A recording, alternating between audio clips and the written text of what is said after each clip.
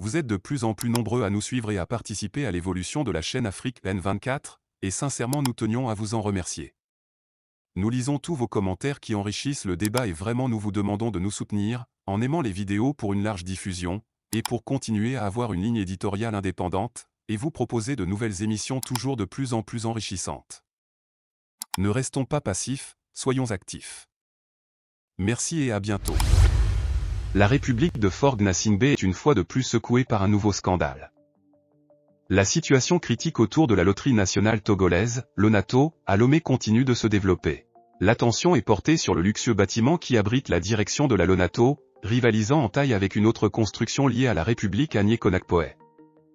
Il a été construit sous la direction de l'ancien directeur général Pekemsi. Cependant, des informations fiables indiquent que des problèmes auraient émergé dans ce bâtiment, potentiellement dus à des erreurs de construction.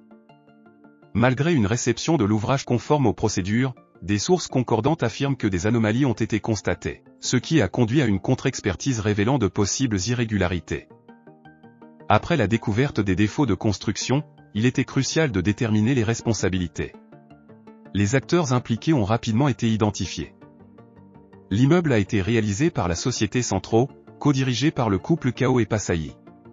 Les procédures ont avancé rapidement, et ils ont déjà été confrontés à la justice. Cette rapidité contraste avec d'autres affaires où les choses traînent en longueur. Les individus Kao et Passayi risquent des conséquences importantes si les accusations portées contre eux se révèlent être fondées. Chaque fois qu'il y a une confrontation entre des citoyens et le pouvoir de l'État, on évoque rapidement des règlements de compte. Dans notre système judiciaire, tout le monde est censé faire valoir ses droits. Cependant, en raison du manque de confiance envers notre système judiciaire, les citoyens sont souvent méfiants. Si les deux accusés se considèrent innocents, ils peuvent à leur tour demander une contre-expertise.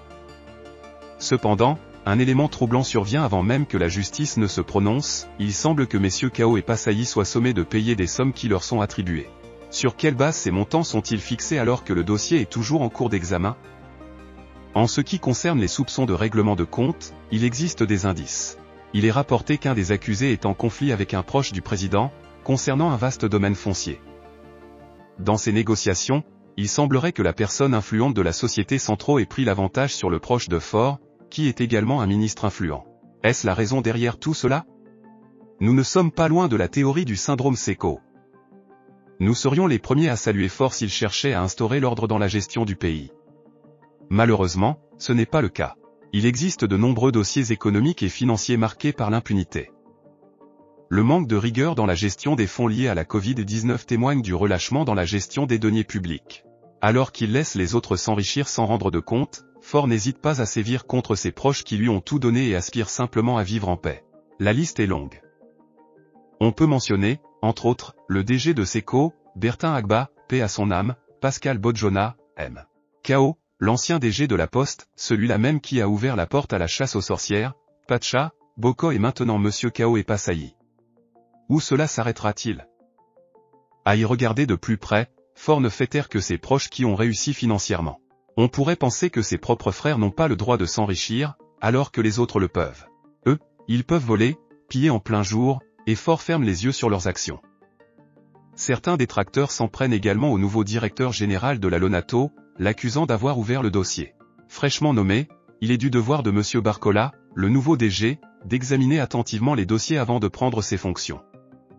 S'il ne l'avait pas fait, ceux qui l'accusent aujourd'hui seraient les mêmes à le critiquer pour avoir protégé le mal. Maintenant que les dossiers sombres de la Lonato sont révélés, il convient de saluer sa gouvernance et d'espérer que la justice fasse son travail dans l'intérêt de l'État togolais et des utilisateurs de la Lonato. Cependant, cette affaire est confuse. Pourquoi l'État a-t-il accepté l'ouvrage et estime maintenant qu'il présente des défauts de construction? Tout porte à croire que la nuit des longs couteaux se poursuit, avec une cabale contre les frères Kabié qui émerge. Vous êtes de plus en plus nombreux à nous suivre sur Afrique N24, et vraiment nous tenions à vous en remercier. Nous lisons tous vos commentaires qui enrichissent le débat et vraiment nous vous demandons de nous soutenir pour continuer à avoir cette ligne éditoriale indépendante, et vous proposer des émissions toujours de plus en plus enrichissantes. Merci et à bientôt. Likez la vidéo si ce n'est pas déjà fait. Laissez aussi votre point de vue en commentaire. Abonnez-vous et cliquez aussi sur la petite cloche de notification pour ne rien rater de nos prochaines vidéos. N'oubliez pas de partager aussi la vidéo et de la liker.